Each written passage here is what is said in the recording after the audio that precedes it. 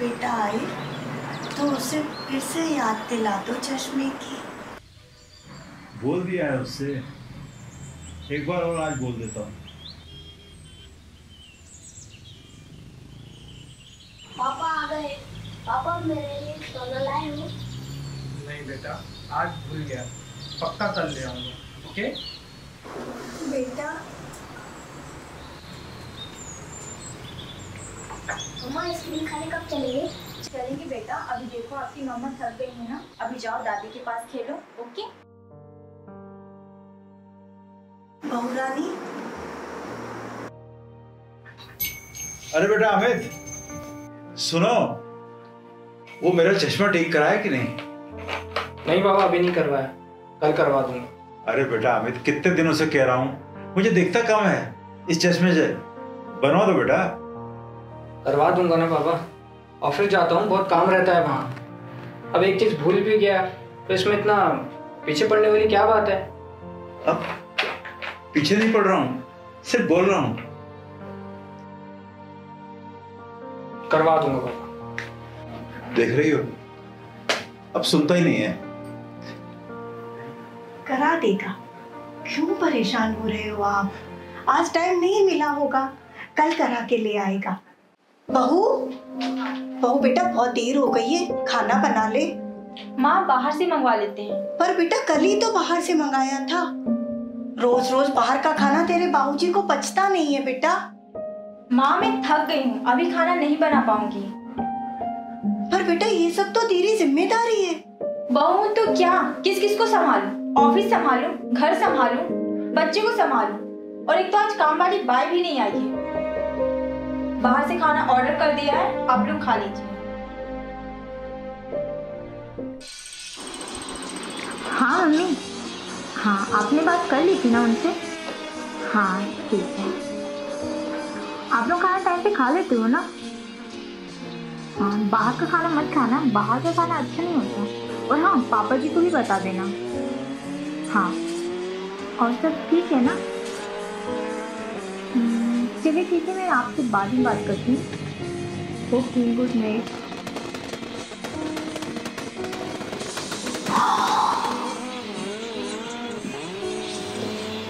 अभी सुनो ना, तुम्हें नहीं लगता कि माँ की तबीयत हम घर पे अकेले कर जाते हैं? अब देखो अगले महीने आशु की पढ़ाई भी शुरू हो जाएगी और हम भी तो बिजी हो जाएंगे ऑफिस के काम में। तुम कहना क्या चाहती हो? अरे मैं ये कहना चाह रही हूँ कि माँ पिताजी यहाँ ठीक से नहीं रह पा रहे हैं, और देखो तुमने बाहर से खाना मंगाने में भी उन्हें प्रॉब्लम है। हाँ, और चश्मा ठीक करने के लिए बाबा पीछे ही पड़ गए थे। मुझे लगता है कि अब समय आ गया है उन्हें बेटा आश्रम छोड़ने का। तुम कहना क्या चाहती हो? Old age home?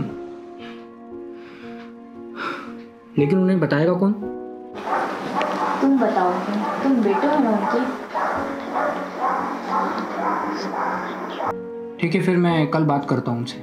लेकिन कुछ नहीं, वहाँ जाएंगे 2-4 दोस्त मिल ही जाएंगे, कट जाएगी जिंदगी। इतना सोचो मत, वहाँ जाने से पहले घर तो तुम्हारे नाम ही करेंगे ना, बेटे तो तुम ही हो। ठीक है, फिर मैं कल बात करता हूँ उनसे।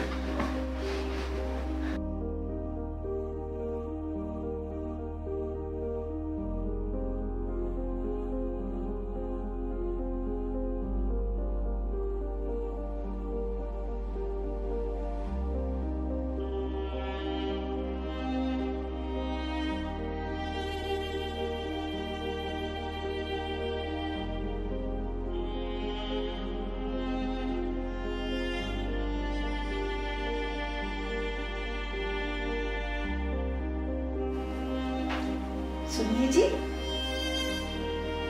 आपको ये साइकिल याद है अमित की? अमित ने इस साइकिल के लिए कितनी जिद की थी आपसे। पूरे दिन खाना नहीं खाया था उसने, और आपने अपनी पूरी जमा पूंजी खर्च कर दी उसको साइकिल दिलाने में। और अमित अमित कितना खुश हुआ था ना जी साइकिल देखकर, और पूरे घर पे साइकिल से घूम रहा था वो।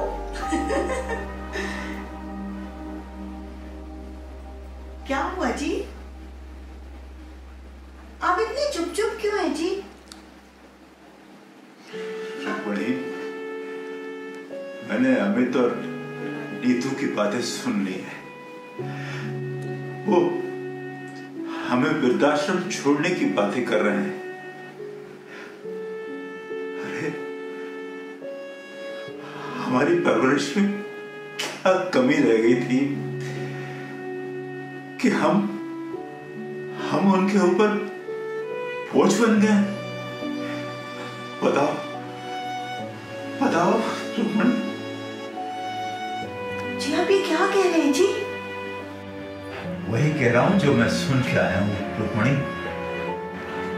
तुम्हें याद, जब अमित छोटा था तो कितनी शरारतें करता था, कितना परेशान करता था तुमको। तुम हमेशा उसको सीने से लगा कर रखती थी, कभी उसे बोझ नहीं समझती थी। लेकिन आज उसके लिए हम बोझ हो गए। वो भूल गया है सब पुरानी बातें। हमारे बच्चे इतने बड़े हो गए जी, अब उन्हें हमारी जरूरत नहीं है जी। वो हमें खुद से अलग कर देंगे जी। हमने बच्चों के लिए कभी किसी चीज की कमी नहीं की। उन्हें वो सब दिया और वो सब किया जो एक अच्छे माँ बाप करते हैं। लेकिन आज लगता है कि उनको लाड़ प्यार देने में हम अपना वजूद ही भूल बैठे।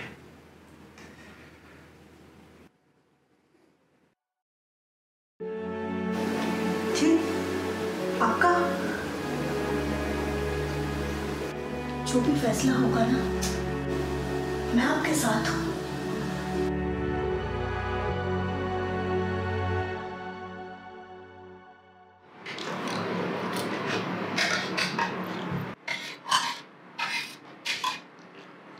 पिताजी, हमें आपसे कुछ बात करनी है। हमने ये डिसाइड किया है कि रुको, हमें भी तुमसे कुछ करना है। तुम दोनों नौकरी करते हो, अच्छा खासा कमाते हो, और पंछी भी अपने बच्चों को तब तक पाता है जब तक वो उड़ना नहीं सीख जाते। और तुम दोनों अपने पैरों पर खड़े हो।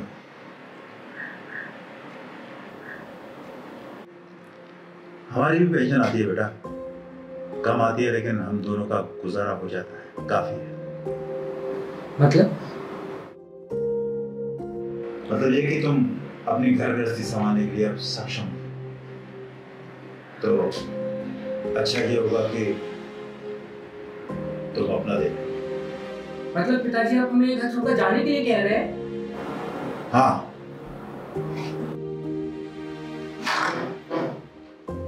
माँ,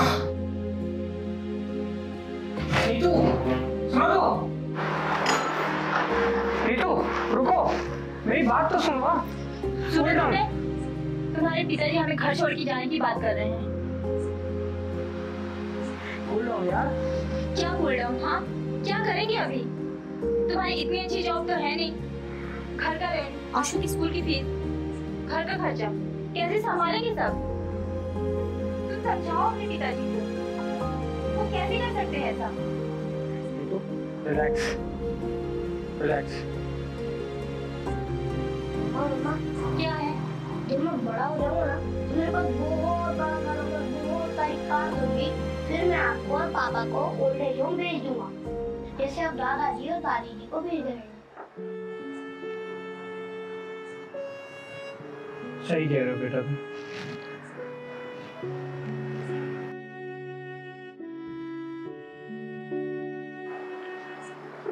हमने अपने स्वार्थ के लिए माँ बाप का दिल दुखाया। थैंक यू बेटा, थैंक यू। तुम सही कह रहे थे।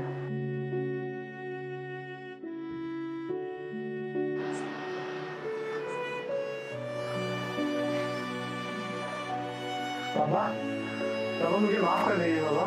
जिन माँ बाप की मुझे पूजा करनी चाहिए उन्हें ही मैं वृद्धाश्रम भेज रहा था।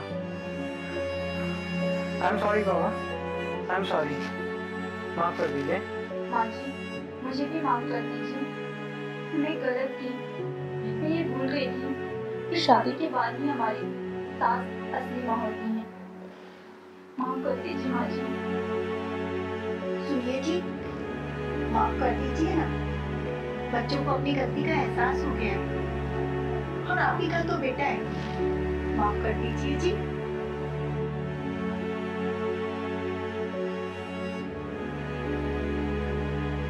दादाजी प्लीज माफ कर दीजिए, माफ कर दीजिए प्लीज। अरे तुम सब अब मुझे इमोशनल ब्लैकमेल करने लगे बेटा। तुम्हारे लिए मुझे इमोशनल ब्लैकमेल कर रहा है। चल माफ किया। मिलने को तो हजारों लोग मिल जाते हैं, लेकिन हजारों गलतियां माफ करने वाले माँ बाप दोबारा नहीं मिलते।